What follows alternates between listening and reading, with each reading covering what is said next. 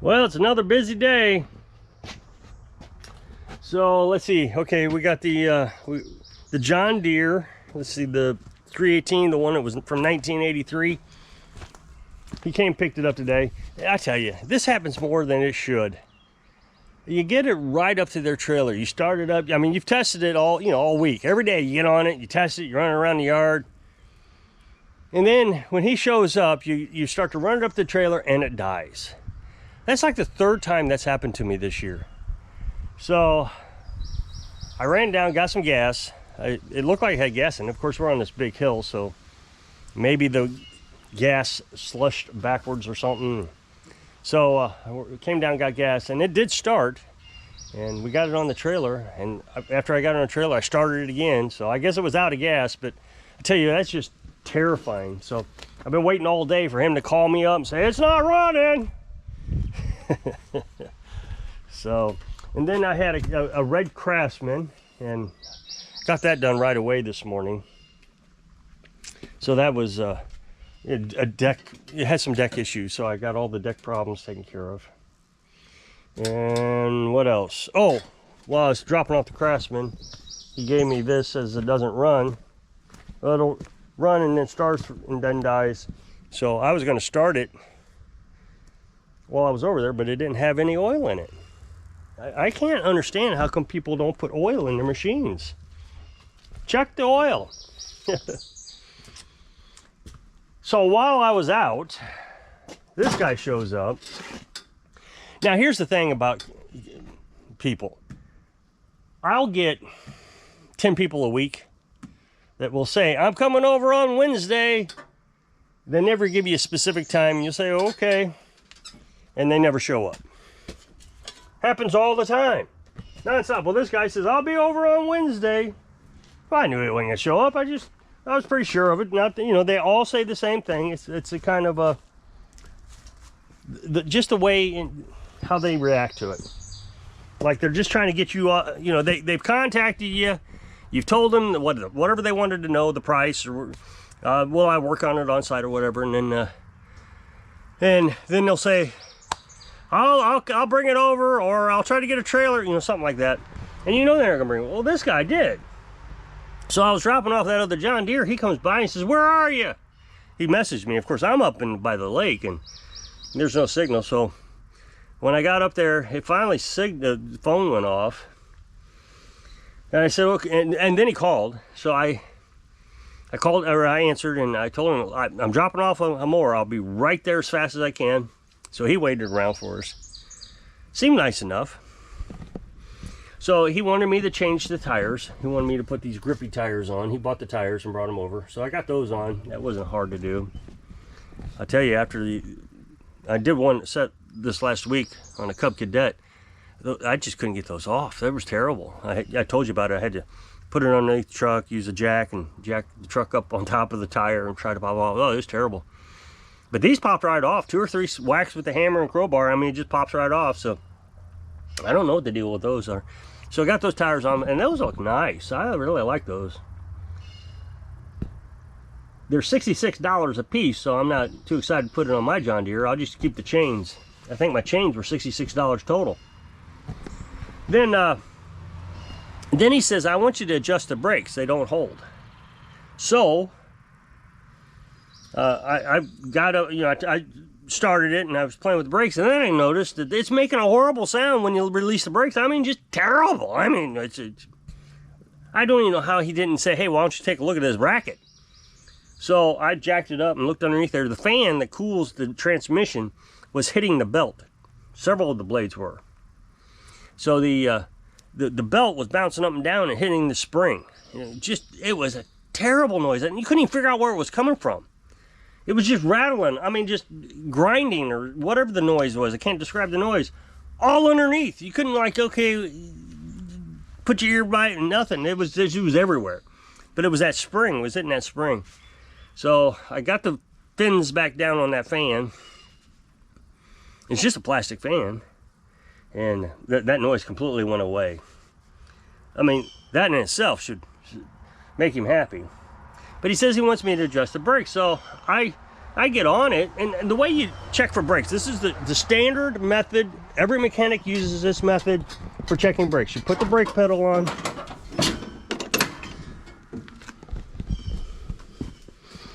pull this out, and you rock it back and forth. And that's all you got to do. Those brakes are set. They're good brakes. So I run up and down the hill just to be extra thorough, and it stops on a dime. I mean, just locks up and tears the grass out with these new tires. So I called him up and said, I don't see a problem with your brakes. And I said, I went up the hill and I slammed on the brakes, and it, you know, came back down in reverse. And it's just locked up. There's nothing wrong with them. He says, you need to go forward down the hill. So I took it over the ditch and I locked it up, and it just locked up right there on the ditch. Here's a picture of it.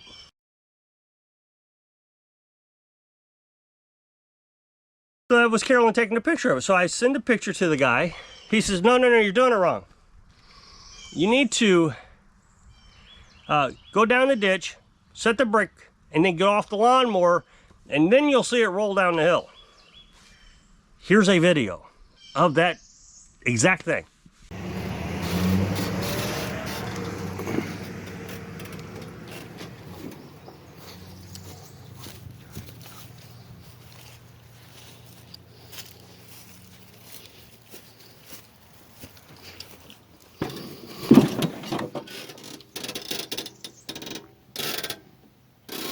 So it slid down, but that's because you might have saw it in the video that it was just the gravity. The brake held, the tires were holding. So it slid or skidded. Okay, at the end of the video, you heard me say that what it is, when you buy a lawnmower, specifically a John Deere, because that's the one I bought, brand new, and in the owner's manual, it says you're not supposed to mow on certain degrees of hills. And the reason is exactly what we just saw. When you hit the brakes, even though the brakes are locked up, you're going to slide down the hill. You just don't have any traction. So even with these traction tires, you saw at the end of that video, it slipped a little. It wasn't, you didn't really see it because the camera didn't catch it, but the brakes were locked. But when I got on, it slid down because it lost traction. So I messaged him and I said, you know, I messaged him the video, and he says, well, I guess we'll just have to let that go. I don't know what we're having to let go. They are good brakes. There's nothing wrong with the brakes. And I don't know how to deal with customers. I mean, I've always told you this. I don't know what I can do to convince people. I mean, you send them videos and pictures, and they're still convinced that what they're saying is true. You know, when you watch YouTube videos of lawnmower repair guys, I haven't heard of one of them say the customer's ever right. Most of them will say the customer is never right. I mean, they come over and they'll tell you, okay, this is what's wrong. You need to change carburetor and this and that. And you're like, okay, well, that's not what was wrong at all. You know, you don't have a belt on the thing. You know, it's always something way off base. Today, I got a call from a guy. He says, yeah, the carburetor you put on, it's surging a little bit when you idle down. Okay, well, don't idle down. I mean, the beast does that too. It's not hurting anything. But anyway, he wanted, so I said, okay, well, I'll look at it. So it's probably a clogged air filter is what it is. So and then he says, I got up underneath that lawnmower and that drive belt is so loose I can take it and squeeze it together and they touch. He says, that needs replaced right away. And I said, was your brake on? Yeah, it was on. Well, it's supposed to be loose when it's on. That's so it doesn't spin around. If you take the brake off, it engages the belt, so it will turn the wheels. Oh, well, I didn't know that. So I don't have to change the belt? I said, no, I'm not saying that. If you feel slipping, if the mower is slipping while you're driving around, then maybe you want to change the belt. But as far as it touching, yeah, of course. You've taken all the slack out of it, or you put a slack into it. So I haven't heard a word about it back from him, so I guess he was fine with the answer. Well, I'll keep running it and see how the carburetor does. Well, who says it's a carburetor? It really could be an air filter. So so this, he just wants it serviced. So I'll get this serviced tomorrow, and we can get that back to him, get it washed, and sharpen the blades. But he also brought blades of his neighbor, and his neighbor wants his blade sharpened. I don't even understand that. These blades don't need sharpened. These are great looking blades. I mean, they got a little bit of dinging on them, but my goodness, those are fantastic. So I'll just take those little dings out of it. I mean,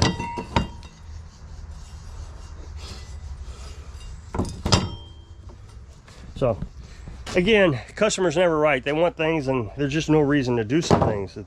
It's just a waste of money. And I just watched a video. This guy, lawnmower mechanic, has 2 channels, and I found him repairing lawnmowers. But then he has a channel on how to run a business. He's just starting this channel. It's still pretty small. And he literally just said, you don't want to waste the customer's money. And I agree with that. You don't want to waste it. That's why it works so cheap.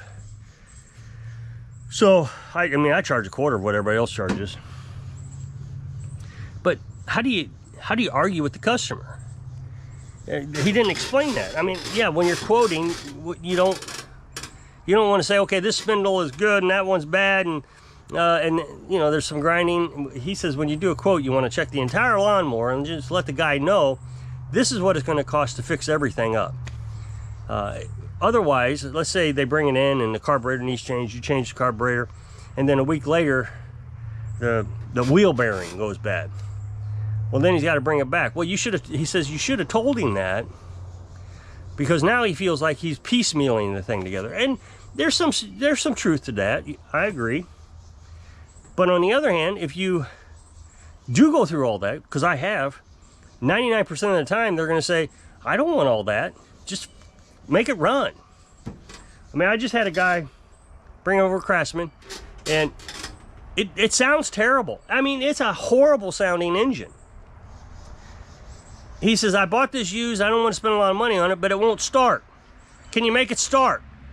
I said, yeah, we can make it start. So I made it start, but it needs more work. And he's like, no, I'm not doing it. I only spent $200 on it. Why would I want to do more work to it?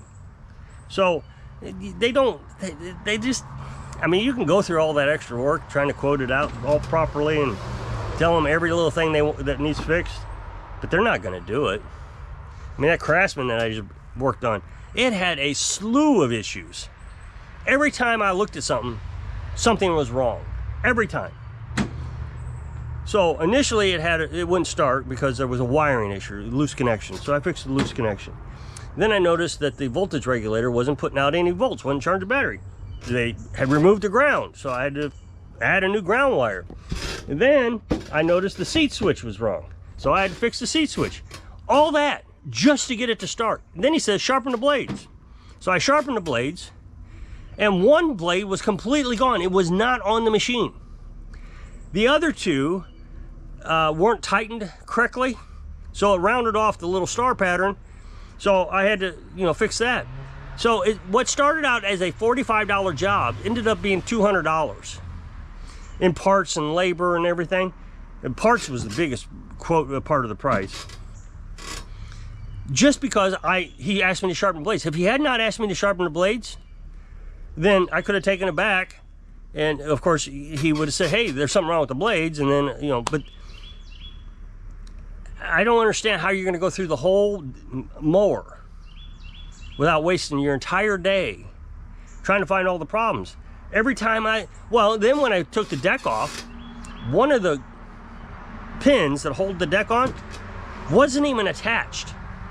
So there was something else. I had to put a new clip in it.